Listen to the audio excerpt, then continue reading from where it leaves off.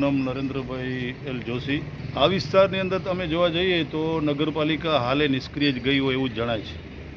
અવારનવાર એ લોકોને મૌખિક ટેલિફોનથી જાણ કરીએ છીએ, ત્યારે એક દિવસ કચરો સાફ કરી જાય છે, પાછાવાળી 2 મહિના સુધી ફરકતા નથી. આ બાબતે અવારનવાર લેખિત છાપાઓમાં પણ અવારનવાર આવે છે, પણ આ લોકો કયા કારણસર સફાઈ નથી કરતા સમજતું નથી.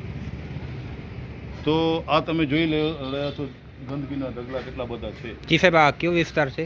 આ મંગલમ 4 રસ્તા છે, બરાબર છે. ગરબી ચોક કહેવામાં આવે છે. જી.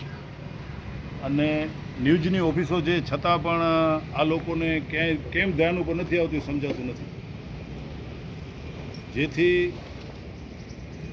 આ બાબતે અમે અવારનવાર કલેક્ટર સાહેબને પણ લેખિતમાં દીધેલું છે કે સાહેબ અહીંયા સફાઈ નથી થતી, સફાઈની ખાસ જરૂર છે, અને જ્યાં જુઓ ત્યાં ઢગલા પડ્યા છે. તો કયા કારણસર સફાઈ કરવામાં નથી આવતી આ નગરપાલિકાનું કાંઈ સમજવામાં જ આવતું નથી. મને લાગે છે કે વહીવટ પ્રક્રિયા હોય નહીં એવું જ લાગે છે.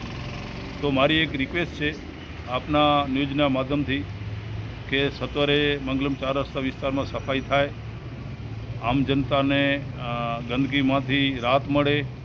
વિશેષમાં હમણાં ચોમાસાની સિઝન છે, માખી મચ્છર ઉપદ્રવ બહુ વધુ થશે, રોગચાળો ફાટી નીકળશે, છતાં પણ આ વહીવટી તંત્રને ધ્યાનમાં આવતું નથી. તો હવે શું સમજવું એ જોવાનું રહ્યું છે. અને આપે આવી અને જે ઇન્ટરવ્યૂ લ્યો છો તે બદલ આપનો ખૂબ ખૂબ આભાર.